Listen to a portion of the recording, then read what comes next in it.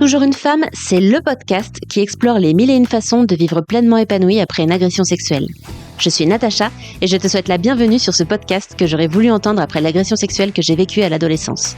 Comme beaucoup de femmes, j'ai cru pendant de longues années que je ne m'en sortirais jamais. Pourtant, aujourd'hui, j'ai une vie pleinement épanouie, particulièrement au niveau de ma sexualité. C'est possible.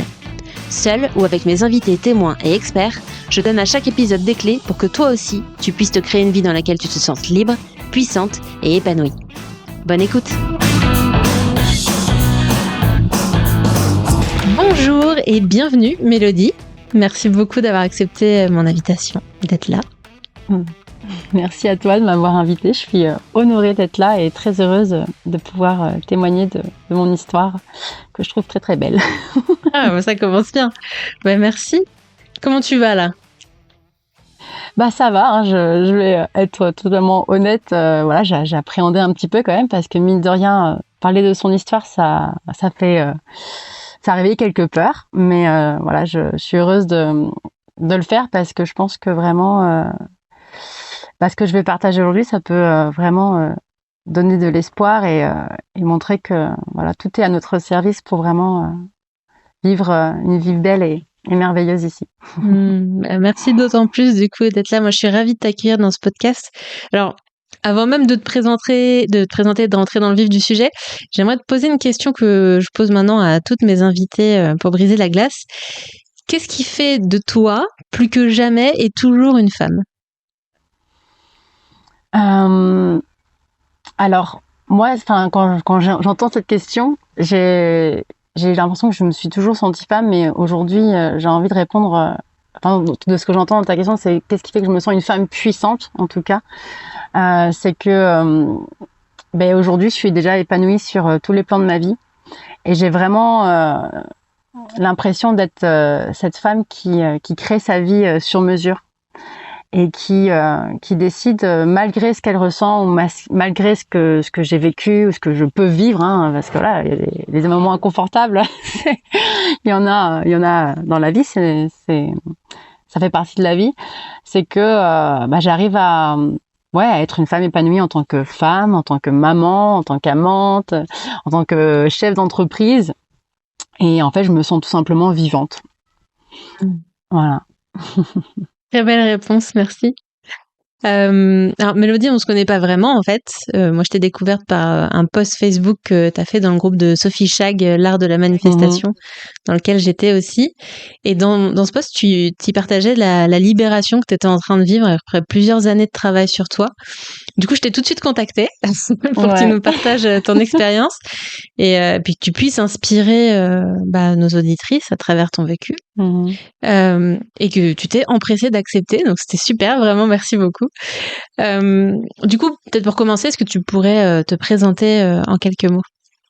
Donc, je m'appelle Mélodie, je suis maman de 2 enfants. D'ailleurs, ils vont faire partie de l'histoire que je vais raconter aujourd'hui. Je suis toujours avec le merveilleux papa.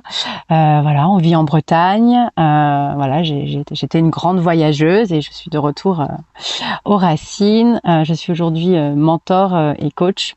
Voilà, j'accompagne justement les femmes à toucher à leur puissance et à les accompagner sur ce chemin où on peut transformer tout ce qu'on vit en or. Et créer leur vie sur mesure et se sentir vivante. J'adore. Ok, génial, merci beaucoup. Du coup, ce qui t'amène ici aujourd'hui, c'est que quand tu étais enfant, il s'est passé quelque chose que tu as vécu comme de l'inceste, et du coup, ça a eu des conséquences dans ta vie. À quel moment t'en as pris conscience de ça ? Alors, ça a mis du temps parce que déjà, j'ai accouché de mon premier fils, donc il y a 5 ans, le 9 août 2018. Et à partir de là, en fait, j'ai commencé à me poser des questions déjà sur moi, mon comportement par rapport à lui. Où était la limite avec l'inceste ? J'osais pas forcément le toucher, ou quand je lui faisais des câlins, je me disais mais attends, mais si je continue là, est-ce que c'est de l'inceste ? Et ensuite, ça a commencé avec donc la personne avec qui j'ai vécu ça, quand elle a commencé à toucher mon fils. Donc j'ai été pendant 2 ans dans le déni. Jusqu'au jour où j'ai fait un épuisement maternel, une myocardite Et là, je me suis dit, ok, je peux plus être dans le déni. Donc, ça a été très long parce que, en fait, j'ai commencé à penser que j'étais folle. Donc, au bout d'1 an et demi, je supportais plus que cette personne ni touche mon enfant ni me touche. Je disais à mon compagnon, j'en peux plus. Je me sens violée à chaque fois que cette personne me touche. Et je me rappelle de voir le regard de mon compagnon en mode, mais ça va pas bien. Ça va pas bien. Donc là, j'ai commencé à vouloir voir un psy. Et donc, j'étais voir beaucoup de psy. Donc, tout ça dans vraiment un temps très, très court. En 1 an, j'étais voir 5 psys. Okay. La première m'a dit directement, je pense que il y a eu quelque chose d'incestueux entre vous et cette personne. Donc, au bout de 2 séances, je suis partie parce que je dis, attends, je vais arranger les choses et cette personne me dit ça, ça va pas à la tête, quoi. La deuxième personne, je lui ai pas vraiment parlé. Je lui ai juste dit de ce qui se passait en moi, mais je lui ai pas vraiment parlé de l'inceste parce que je voulais pas qu'elle me le dise. Et ensuite, 9 mois plus tard, après mon premier rendez-vous psy, c'est là que j'ai fait l'épuisement maternel et que en fait, vraiment là où je me suis dit je peux plus fermer les yeux, c'est que quand elle a touché un autre bébé, j'ai eu la même réaction. J'ai voulu lui sauter dessus en me disant touche pas ce bébé. J'ai tout mon corps qui se crispait à chaque fois. J'avais limite des angoisses.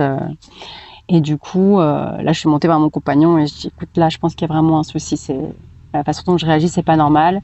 Et donc la troisième psy m'a dit que me l'a redit.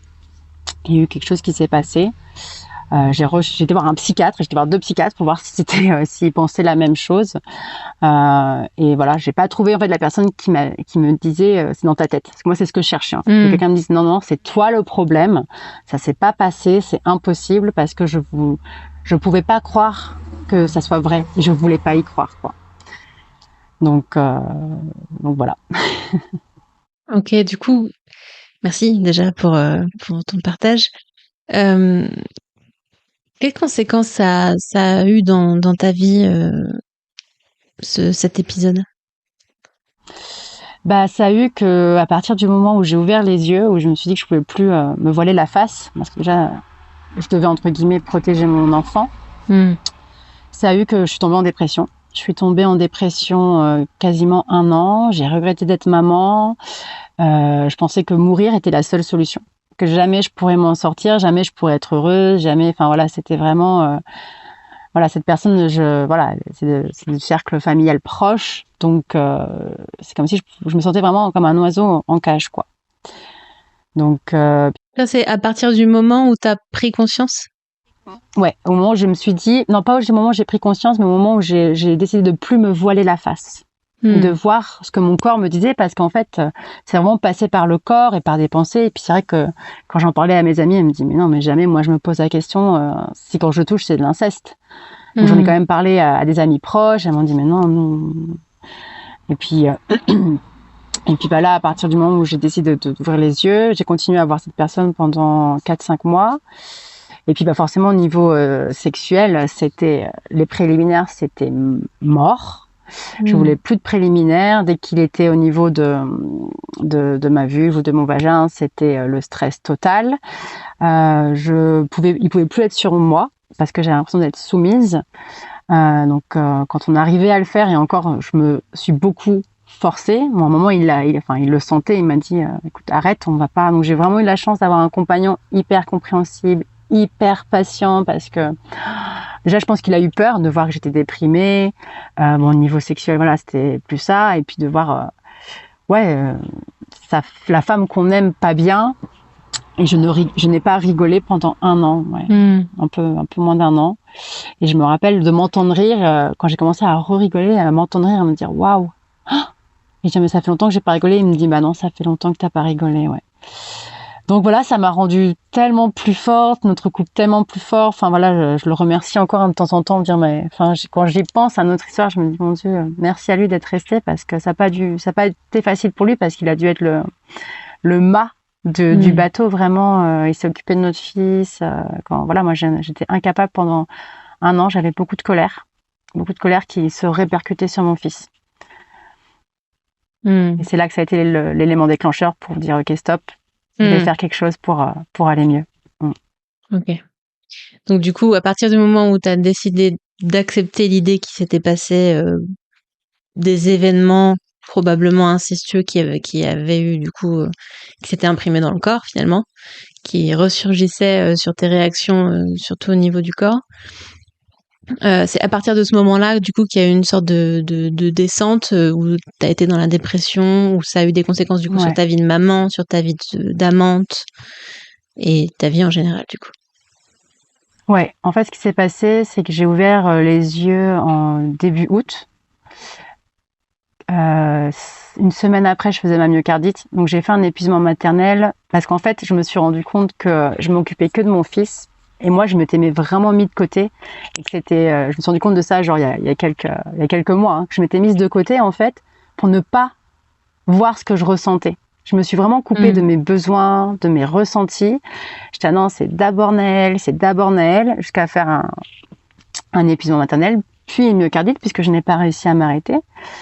Et donc ça a été très dur pour moi parce que j'avais l'impression de m'être mise une balle dans le pied à vouloir rendre mon fils heureux et puis en fin de compte à ne plus pouvoir m'en occuper parce qu'avec le cœur, mon problème de cœur, pendant des mois j'ai pas pu m'en occuper. Puis après j'étais tellement dégoûtée de tout ce qui s'était passé que j'avais plus envie d'être maman. Et après je suis tombée enceinte aussi.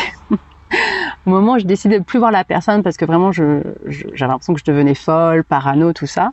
Je m'étais dit j'aurais pas de deuxième enfant. 3 semaines plus tard, je tombe enceinte. On a hésité à le garder, forcément, parce que j'étais complètement déprimée, avec tous ces problèmes. Voilà, c'était juste au moment où j'étais en train, en plus, d'en parler à ma famille, de dire, voilà, pourquoi j'avais pris cette décision. Et en fin de compte, j'ai décidé de dire oui à la vie. Bon, ça a été une grossesse très compliquée psychologiquement. Hein. J'ai passé 3 mois au lit, déprimée, à me dire, punaise, je porte la vie et je suis morte intérieurement. J'avais envie de mourir, je me rappelle le jour de mon anniversaire, je disais, mais la seule solution, c'est de mourir ou que la personne meure, tu vois. Okay. Et en juillet, je me suis encore mise en colère contre mon fils et je me suis dit, stop, je veux pas devenir cette maman qui est tout le temps en colère contre ses enfants et en plus qui reproduit ce que moi j'avais vécu quand j'étais petite. Et ma maman se mettait pas mal en colère contre moi et je me rappelle ce que ça faisait. Et donc je dis ok, là c'est bon. Et là la vie m'a envoyé un super cadeau. J'en ai parlé à une amie qui m'a envoyé un podcast de Noémie de Saint-Cernin qui proposait des immersions. Et donc j'ai été faire une immersion avec elle 3 semaines après et ça a transformé ma vie. Ça a été le début de la remontée, si on peut dire, qu'il y avait eu une descente, quoi. Parce que du coup, avant ça, les psys, à part valider que potentiellement tu avais vécu un épisode incestueux, ça t'avait pas aidé ? Ah non, ah oui, alors pas du tout. Pas du tout, parce que je trouve que j'ai été très mal accompagnée. C'est-à-dire que la 3e psy, où là j'ai enfin accepté d'entendre qu'il y avait eu une histoire incestueuse, ça avait été sur la fin de la séance. Je me rappelle toujours, elle m'a quittée avec un grand sourire, sauf que moi je suis partie paniquée en me demandant qu'est-ce qui s'est passé, parce que forcément là on fait, enfin voilà, déjà l'inceste, on entend tout de suite attouchement ou viol. Et donc là j'ai eu beaucoup de chance parce que j'avais une amie qui faisait des études en psychologie et qui lisait un livre sur, donc ça s'appelle Les parents toxiques, et qui était justement en train de lire le chapitre de l'inceste. Et en fait l'inceste peut être vécu de d'autres manières, d'être observé, maté, un câlin, juste un câlin comme ça, on dit non et l'enfant dit non et la personne en face n'accepte pas. Ça peut être autre chose que des attouchements. Et donc moi sur le coup je me suis demandé si j'avais été violée, si j'avais eu des attouchements. Donc quand elle m'a lu ça, je me suis dit ok, peut-être que c'était juste des choses comme ça, ce qui est fort possible. Mais voilà, ce qui est dur en fait, c'est vrai que je me souviens pas. C'est vrai que je l'ai pas dit ça. Ça a été quelque chose qui a été très dur parce que je me souvenais pas. Il y avait juste mon corps qui tremblait, mes jambes qui tremblaient dès que j'en parlais, des souvenirs qui revenaient genre jusque après ma première relation sexuelle. C'est vrai que à partir de ce moment-là, j'ai plus supporté que cette personne me touche, mais ça m'avait jamais posé de questions. Okay. Et en fait, le travail avec les psys m'a pas vraiment aidé parce que j'ai l'impression que ça a mis vraiment la pagaille dans ma tête et que j'ai pas été bien accompagnée parce que j'aurais voulu qu'on me dise en fait, ok, là vous avez peut-être eu une histoire incestueuse, vous vous en rappelez pas, et qu'on m'explique ce que c'est l'inceste, que c'est pas que des attouchements, et ce qui m'a vraiment aidée, c'est vraiment Noémie de Saint-Cernin voilà, pendant l'immersion, on libère beaucoup de choses. Ouais. Ok, ça consistait en quoi du coup cette immersion? Cette immersion, c'était vraiment pour libérer, enfin chacun vient pour libérer un problème et moi c'était pour ne plus me mettre entre guillemets en colère contre mes enfants, ça arrive encore des fois, mais vraiment lâcher cette colère quoi. Lâcher cette colère. En plus j'étais enceinte depuis le début de ma grossesse, je n'avais pas pleuré, j'arrivais plus à pleurer parce que je voulais être forte et donc là-bas ça m'a permis de libérer tout ce que j'avais en moi. Elle me fait passer par un processus qui fait que j'ai pu tout lâcher, j'ai pu lâcher mes doutes, j'ai pu lâcher ma colère et j'ai pu faire un premier pas vers d'amour envers cette personne parce qu'en fait c'était en vivant ce que je vivais donc à cet instant-là, c'est que c'était surtout la petite fille intérieure qui était blessée en fait, qui devait faire un grand deuil sur par rapport à cette personne. Et j'ai compris pendant cette immersion que je m'étais mise dans la posture de victime et qui fait que c'est pour ça que j'arrivais pas d'ailleurs à aller mieux parce que je me rappelle d'être dans mon lit et me dire punaise, je suis professeur de yoga, j'ai toutes les clés en moi et pourquoi j'y arrive pas quoi, pourquoi j'y arrive pas. Donc déjà quand moi je m'étais dit ça dans mon lit, je me rappelle de ma voix intérieure qui me dit c'est parce qu'en fait tu te sens en sécurité. Là ça te permet de rester dans ton lit, ça te permet d'aller mal et voilà, j'arrivais même pas à me raccrocher à mon fils, tu vois, à la vie de mon fils et tout. Et donc là-bas, j'ai compris que j'étais déjà que mes émotions étaient importantes, que pleurer c'était important, que la colère était importante, qu'il n'y avait pas de mauvaises émotions, que j'étais vraiment une femme puissante qui pouvait déposer ce manteau de victime, déposer le manteau aussi de bourreau de la personne, et surtout que j'étais ma meilleure amie. Et que si moi j'étais pas là, personne n'allait prendre soin de moi. Et une fois qu'on comprend que c'est toi, il n'y a que toi qui peux prendre soin de toi, je crois que là déjà c'est un grand pas vers la guérison et c'est un engagement de toi à toi en fait, vraiment de toi à ton bonheur. Et donc à partir de là j'ai commencé à aller mieux, à reprendre, déjà je suis vraiment revenue en vie en fait. Vraiment je me rappelle j'ai eu ma myocardite le 15 août. Ça a commencé le 15 août, un an après cette immersion, et j'arrêtais pas de dire à tout le monde j'accouche le 15 août, je comprenais pas pourquoi. Et vraiment, j'ai revécu ma naissance là-bas parce que je suis revenue en vie. Mon bébé s'est retourné à la fin de cette immersion parce qu'il a senti que maman était prête. J'étais de nouveau reconnectée à la beauté de la vie, à la joie de vivre, à mon couple, à mes enfants. Enfin, ça a été tellement puissant, tellement puissant. Donc tu dirais que c'est le fait de t'être reconnecté à tes émotions, à tes besoins, de les accueillir, de les écouter, de les laisser s'exprimer. Ouais, surtout les exprimer, les relâcher parce que là-bas j'ai crié, j'ai pleuré. J'étais dans un endroit où je me sentais en sécurité. Parce qu'en plus, voilà, on entend aussi les histoires des autres, on se dit bon, voilà, on a toujours l'impression que les histoires des autres sont pires, mais j'ai pu lâcher tout ce que je gardais en moi et d'avoir une personne qui nous écoute, d'avoir une personne qui, elle est vraiment pro et puis elle sait. Voilà, elle a déjà eu affaire à des personnes qui se fait l'inceste, des anciens enfants battus. Et ouais, c'était vraiment beau. Et donc, du coup, qu'est-ce que ça a changé pour toi après ça ? Après ça, j'ai vraiment... déjà, j'ai commencé à apprendre à gérer mes émotions, à les accepter et à rester dans cette puissance de je ne suis... Il y a ni victime ni bourreau, en fait. Et ensuite, j'ai accouché à la maison et je me rappelle de faire un rituel de Natacha Calestrémé dans son livre La clé de votre énergie. Et enfin de là, j'ai envie de dire que tout s'est passé, j'ai pas revu de psy, tout s'est passé naturellement et donc j'ai accouché et puis je me rappelle un mois et demi après, c'était le 25 décembre, un mois et demi après mon accouchement, d'être épuisée avec mon bébé sur moi, mais d'être heureuse et de sentir que j'allais pouvoir traverser ça, que j'étais plus cette maman qui se mettait en colère, que j'étais plus cette maman qui subissait, que j'étais cette maman puissante. Et je me rappelle d'avoir un élan de gratitude envers cette personne avec qui j'ai vécu cette histoire d'inceste et de me dire « Oh my God, mais merci ». Parce qu'aujourd'hui, si je me sens aussi puissante, c'est grâce à cette histoire et grâce à moi aussi qui ai décidé d'aller mieux et qui a mis en place les choses pour ma guérison. Et donc, à partir de là, on s'est revus, du coup, un an après. Ok. Un an après, le 25 décembre, justement, pour Noël. J'ai proposé une trêve de Noël et on a pu se revoir. Et puis, en fait, ce qui s'est passé, c'est que ça a été très dur pour moi parce que personne ne me croit dans ma famille, à part mon compagnon. Des personnes de ma famille ont décidé de plus me voir aussi. Elles ont décidé d'être dans le déni, parce qu'au début, elles me croyaient, puis après, elles ont décidé de plus me croire.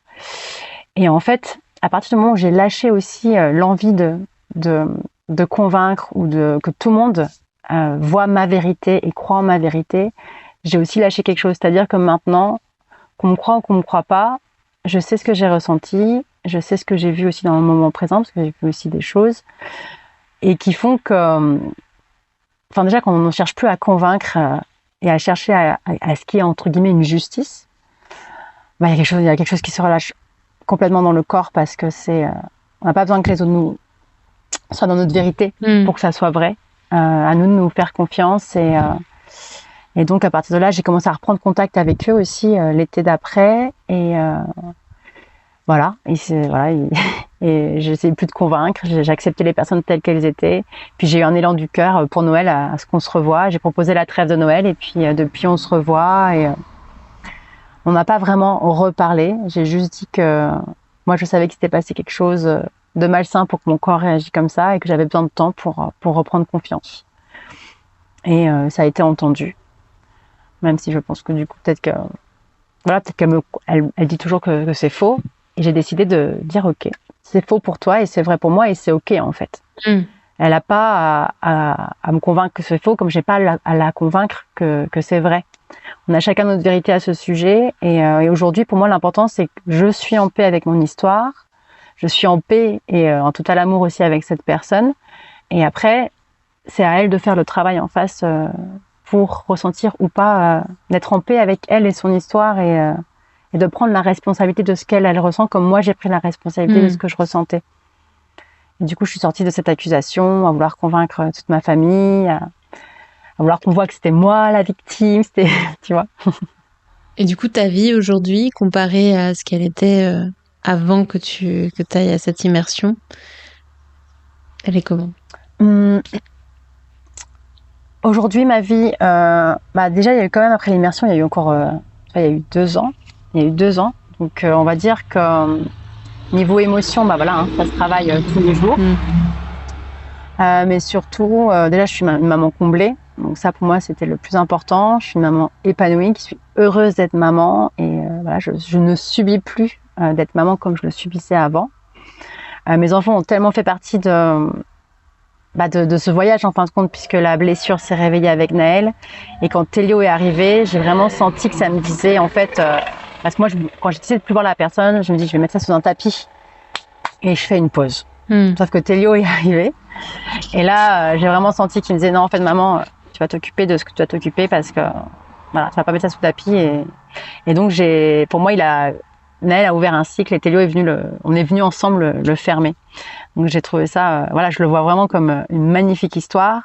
Je me rappelle que le dernier psychiatre que j'avais vu, parce que moi, j'étais, non, mais je vais lui pardonner. J'avais même pas encore sorti toute ma colère que je voulais déjà pardonner parce que je savais qu'un jour, j'arriverais à lui pardonner. Elle me dit, non, mais vous en avez pour 10 ans. Et ça a mis même pas 2 ans parce que, j'ai mis 1 an et demi à partir du moment où j'ai ouvert les yeux, à être dans la gratitude, donc le soir de Noël, et une autre année à pouvoir la revoir. Donc j'ai quand même été résiliente en moins de 2 ans, donc c'était extrêmement rapide. Et je suis tellement reconnaissante parce que c'est aussi réussir à pardonner, à être dans l'amour avec cette personne, c'est-à-dire que j'ai plus de poids par rapport à ça, même si des fois au début de la conversation, au début du podcast, j'avais quand même des tensions quand j'ai entendu le mot inceste, ça me contracte, c'est quand même quelque chose c'est pas un mot encore avec lequel je suis à l'aise. Et puis là, au niveau de la vie sexuelle, ça a mis beaucoup plus de temps, tu vois. On est épanoui là depuis 3 mois.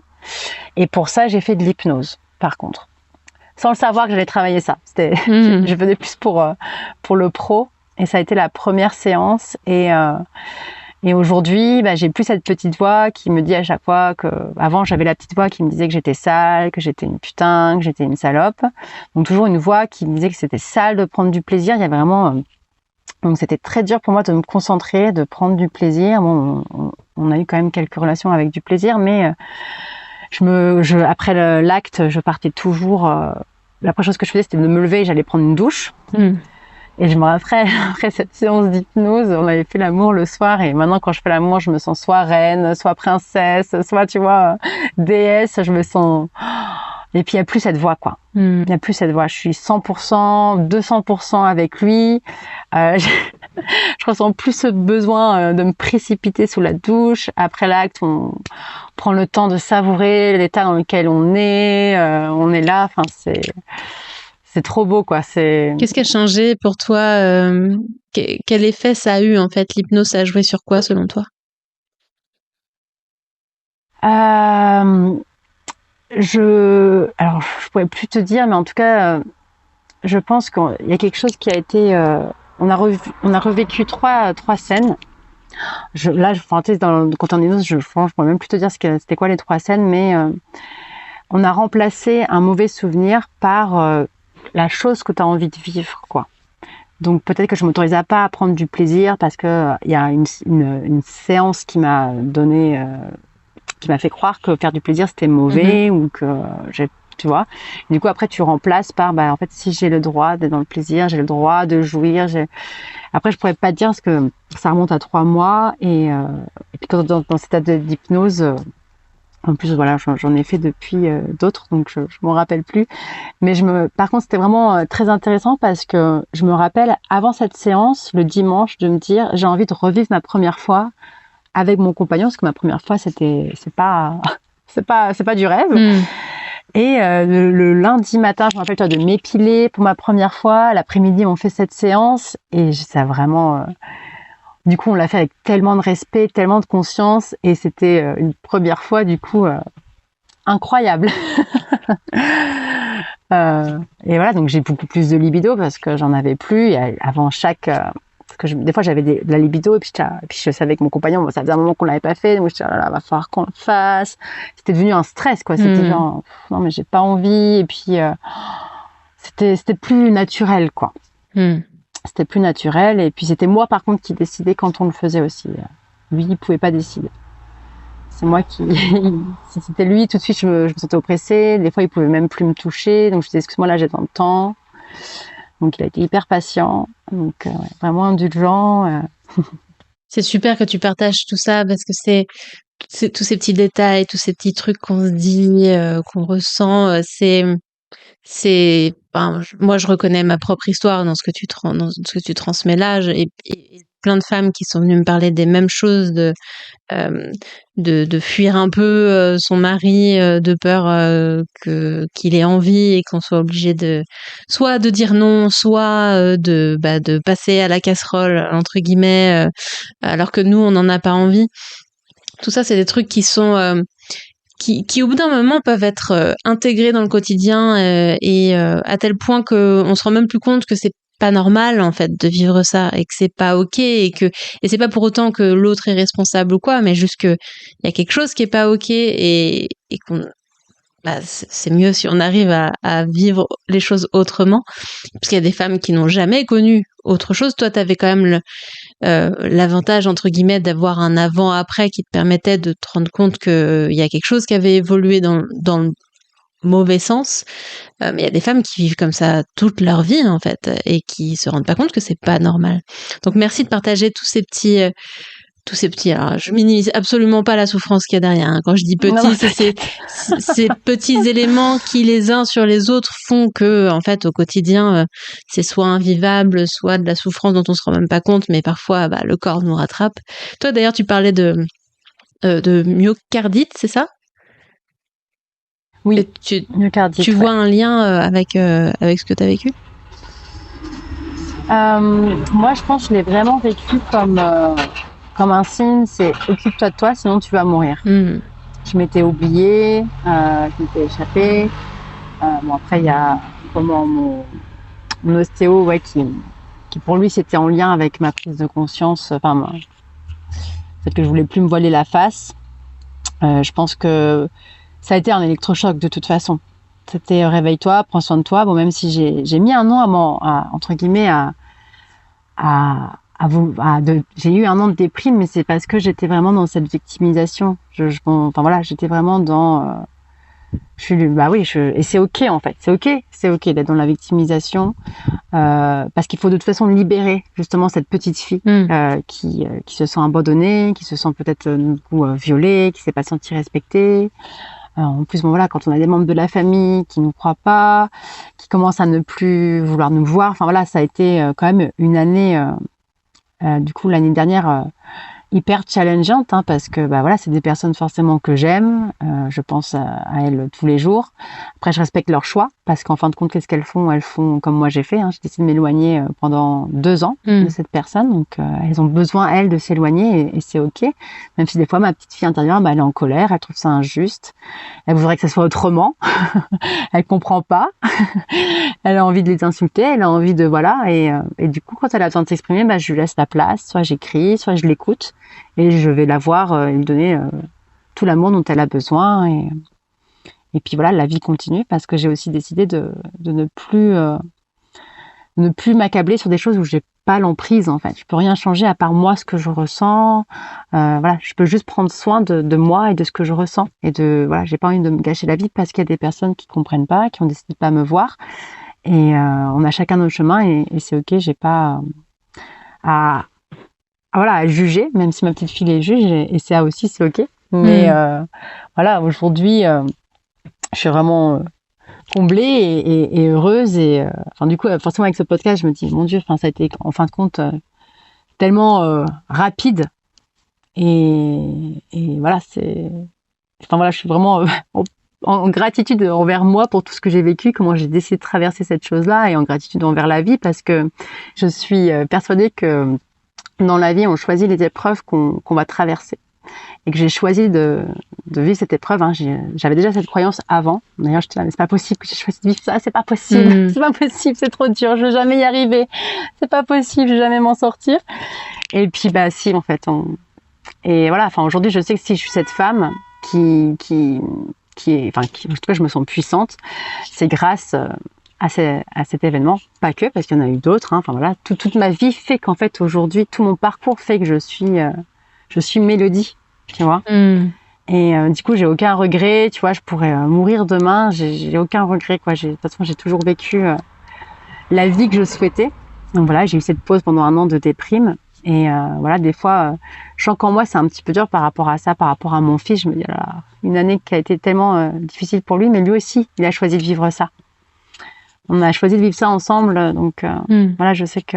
Et puis voilà, je sais qu'un jour, on aura l'occasion peut-être d'en parler. Et puis, bah voilà, je lui ai déjà dit que je lui demandais pardon d'avoir été. Et puis là, aujourd'hui, je lui demande encore pardon quand des fois, je me mets en colère. Enfin, ça m'a transformée sur tous les points, tu vois. Ça m'a tellement appris sur la vie, sur les émotions, que je veux dire, enfin maintenant, c'est tellement cadeau pour ce que je vais transmettre et montrer à mes enfants, en fait. Dans mon couple, enfin voilà, il y a quasiment plus de disputes. Enfin, s'il y en a, je gère mon émotion. Enfin, ça fait. Il y a plus cette victime. Si, elle est toujours là, mais je la laisse beaucoup moins s'exprimer pour éviter les fights, tu vois, les disputes avec mon compagnon, par exemple, ou des amis. Enfin voilà, je m'occupe de moi toute seule, de ce que je ressens maintenant. Tu as repris le pouvoir finalement sur ta vie à plein de niveaux, quoi.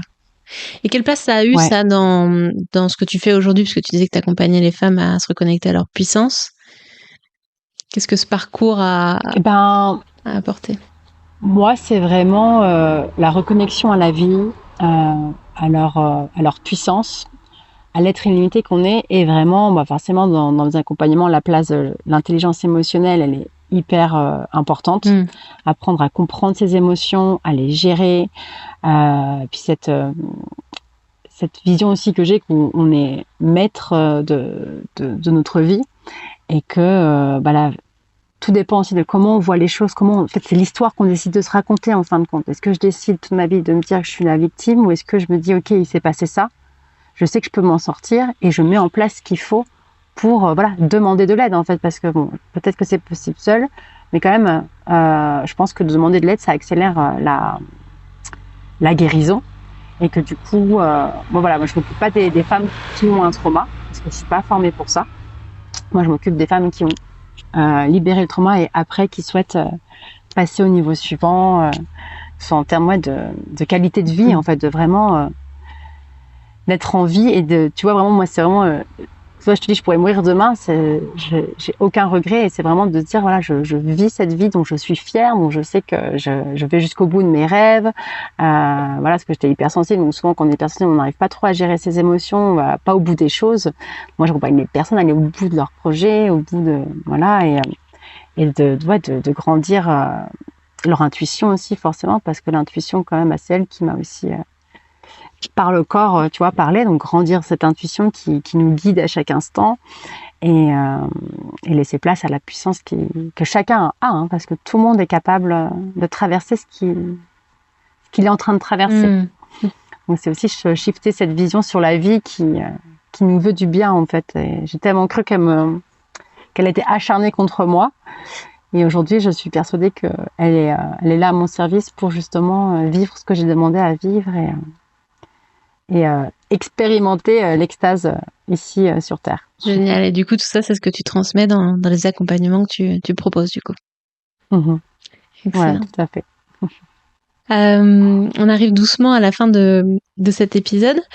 Du coup, j'ai quelques questions pour toi.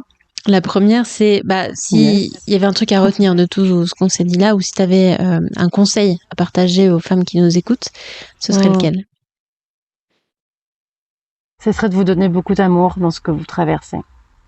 Parce que moi, je me suis tellement détestée, je crois. J'ai tellement détesté ce que je ressentais. J'avais l'impression que j'avais foutu ma famille en l'air, que j'étais en train de tout détruire.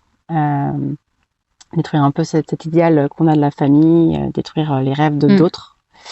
Et à partir du moment où j'ai commencé à m'aimer, peu importe ce que je ressentais, c'est là que ça a été aussi beaucoup plus facile. Donc donnez-vous beaucoup d'amour, beaucoup de douceur. Dites-vous que tout ce que vous ressentez, c'est tellement normal. Il y a vraiment pas à avoir honte de ce qu'on ressent. Trouvez quelqu'un, un professionnel avec qui vous vous sentez en confiance. Ça aussi, j'ai pas vraiment, en fin de compte, trouvé, sinon j'aurais pas fait. Donc je pense 5 psy.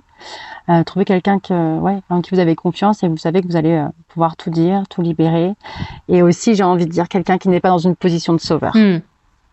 Parce que sinon, ça fera que nourrir la victime. Et quelqu'un qui vous voit dans votre puissance, qui sait que vous êtes capable de gérer ça, mais qui sait accueillir ce que vous ressentez avec beaucoup de bienveillance. Merci de préciser ça. C'est quelque chose sur lequel j'ai mis le doigt il y a pas très longtemps. Il y a des personnes qui viennent à moi pour être accompagnées et il y avait une certaine catégorie de personnes que je me sentais pas en mesure d'aider, mais j'arrivais pas trop à comprendre pourquoi. Et justement, j'ai compris que c'était des personnes qui étaient dans une recherche d'un sauveur. Et donc, du coup, qui était aussi dans cette position de victime, qui, encore une fois, comme tu l'as dit tout à l'heure, a aussi son importance dans le processus, donc à ne pas non plus renier complètement. Et donc, j'ai compris que ce que je devais mettre en avant, c'est que moi, j'étais pas là pour sauver les gens. Je suis plus là en mode copilote. C'est-à-dire que toi, t'as envie de te sauver. Toi, t'as envie d'avancer vers quelque chose. Et moi, je suis là pour t'aider, pour y aller peut-être 1000 fois plus vite, pour y aller peut-être plus en douceur, avec plus d'amour, avec peut-être des résultats encore plus proches de ce qui te fait rêver. Mais je suis pas là pour te sauver. Je suis juste là pour t'aider à y aller. Donc cette distinction, elle est hyper importante parce que quand tu es dans cette position où c'est toi qui veux te sauver, c'est toi qui as envie d'avancer, là, ça avance pour de vrai. Si t'attends que quelqu'un te tire, en fait, si on est deux à marcher côte à côte, on va plus vite que s'il y en a un qui tire la corde pour faire avancer le deuxième.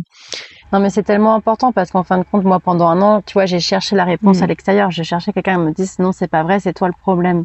Donc, je le savais au fond de moi. Tu vois, je le savais. C'est juste que je voulais pas le voir. Et faites confiance aussi à votre processus et autant que ça prend, parce que si vous l'allez vite, ça fonctionnera pas non plus. Et faut prendre le temps de digérer, de toute façon. Enfin voilà, c'est pas quelque chose de facile ni de confortable à vivre, mais vous avez les clés en vous. Et en fait, trouver quelqu'un qui arrive à mettre ces clés justement en lumière. C'est ça, c'est de la. Du coup, pour moi, c'est vraiment. Tu vois, c'est de l'art en fait. Tout ce qu'on fait comme ça, c'est de l'art, quoi. C'est vraiment personne qui arrive à faire sortir ça parce que tu en as envie aussi, hein, parce que je sais que toi, Noémie de Saint-Cernin, si les personnes sont fermées, ça marche pas. Si elles sont fermées au processus, ça marche pas, tu vois. Et ouais, c'était ouais. Et comme quoi la vie aussi à notre service, parce que à partir du moment où je l'ai dessiné intérieurement, vous voyez, 3 jours plus tard, j'avais cette amie au téléphone qui le lendemain me partage le podcast. 3 semaines plus tard, j'étais à l'immersion, j'ai pris la dernière place. Bon, je vous avoue que j'ai eu peur, hein. J'ai passé 3 jours à me dire est-ce que j'y vais, est-ce que j'y vais pas et tout. Et je sentais tellement en moi que c'était the solution, tu vois. Enfin, c'était vraiment, là, il va se passer quelque chose de grand. Rien que de m'être inscrite, j'allais déjà mieux. Tu sais, c'est un peu quand tu prends un accompagnement, tu as l'impression que tu n'en as plus besoin parce que tu te sens déjà mieux, ça fait déjà effet. Et en plus, j'ai hésité parce que j'étais enceinte, j'avais peur par rapport à mon bébé et tout. Et en fait, c'est le plus beau cadeau que je me suis fait, hein. À moi, à mes enfants, à mon compagnon. Enfin, j'oublierai jamais, franchement. Ouais, tu vois, donc, quand j'en parle, j'ai le gros smile, quoi, parce que c'était, voilà, je me suis choisie, en fait. Déjà, quand j'ai osé dire stop, toi, ne plus voir cette personne, ça, c'était pas facile non plus, que c'était le cercle familial. Et donc, du coup, ça va peut-être vous demander de faire des choix qui seront pas faciles, qui seront pas compris par tout le monde, mais c'est vous la personne la plus importante, quoi. Et les autres, bah, ils sont grands comme vous, ils peuvent s'occuper de leurs émotions et de leurs réactions. Ouais, on s'occupe d'abord de soi avant de s'occuper des autres.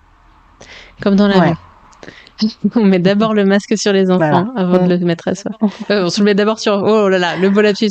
On le met d'abord sur soi avant de le mettre à ses enfants. Bah, tu vois, ça, c'est quelque chose pour moi qui était inconcevable avant. De me dire que j'allais d'abord mettre sur moi et mes enfants, c'était inconcevable. Et maintenant, pour moi, c'est une évidence.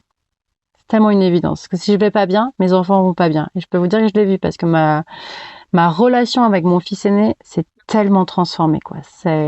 Avant, il y avait beaucoup de colère et maintenant, c'est tellement doux. Enfin, il y avait toujours de l'amour avant, mais quand je vois la maman que je suis, en fait, tout ça m'a permis d'être une maman, mais vraiment top, quoi. C'est beau. C'est super beau. Bravo. Bravo pour tout ça. Est-ce que tu aurais une lecture, un podcast, un documentaire ou un film que tu voudrais conseiller Bah, c'est vrai que moi, j'aime beaucoup Natacha Calestrémé, parce que je sais que j'ai fait des protocoles de recouvrement d'âme. Je pense qu'ils m'ont beaucoup aidé justement par rapport à ça. C'est suite à un choc, voilà. Et elle fait vraiment un travail complet sur le corps qui parle, les maladies, toujours dans cette aussi dans ni victime ni bourreau, tu vois. Et voilà, il y a des rituels hyper simples, hyper ancrés, hyper terre à terre aussi, mais hyper puissants, ouverts à tous. Et après, bon, je sais que moi, Noémie de Saint-Cernin m'a beaucoup aidé aussi, en tout cas dans une période de temps. Bon, j'ai pas lu ses bouquins, mais quand il y a quelque chose à libérer, elle est vraiment top. Super, on mettra les liens en description de tout ça. Pour Natacha Calestrémé, tu conseilles un livre en particulier ou toutes les lectures Elle en a écrit 2. Son dernier, trouver sa place. Je trouve que les rituels sont mieux expliqués. Voilà. Mais elle dit que si on s'y connaît pas en énergétique, vaut mieux faire prendre le premier. C'est son conseil à elle. Ça marche. Voilà. Mais ouais, j'aime beaucoup cette femme. Si on veut te suivre, te joindre, c'est quoi la meilleure façon de te contacter ? Facebook, Mélodie Pudulek. Voilà, comme ça s'écrit et ça se prononce. Ça marche. Bon, c'est pareil, on mettra aussi les liens en description. Merci beaucoup, Mélodie. Bah, merci à toi. Merci pour tous ces podcasts à venir aussi, parce que, voilà, comme je te l'ai dit, une de mes craintes, c'était que ça soit que ça partait d'une énergie de victimisation et pas du tout. Tu proposes vraiment, à partir de cette puissance qu'on a toutes, j'ai même envie de dire tous, hein, de traverser les choses et de revenir en vie. Et du coup, j'adore. Je pense que ça va vraiment faire beaucoup de bien à beaucoup de femmes. Et je l'espère aussi. D'ailleurs, n'hésitez pas à nous le signaler, ce que ça vous apporte, cet épisode en particulier ou les précédents sur les réseaux sociaux, en commentaire. Merci pour tout. Merci Mélodie. Merci. Je te souhaite une bonne fin de journée et à bientôt. C'est la fin de cet épisode. Je te remercie pour ta chaleureuse écoute. Si tu veux être informé des prochains épisodes ou en savoir plus sur comment j'aide les femmes ayant vécu une agression sexuelle à se créer une vie dans laquelle elles se sentent libres, puissantes et épanouies, rejoins ma newsletter sur toujoursunefemme.fr/newsletter. Tu retrouveras le lien en description. Je t'envoie tout mon amour et à très bientôt!